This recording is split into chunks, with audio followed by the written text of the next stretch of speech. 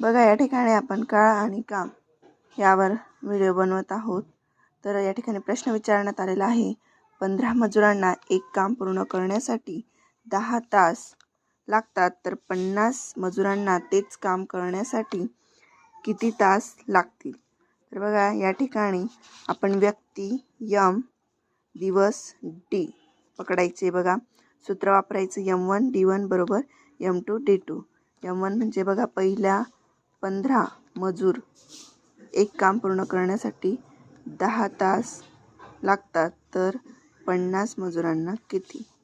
तर या ठिकाणी बघा आपण भागिले 50 बरोबर x बरोबर 5×15 3।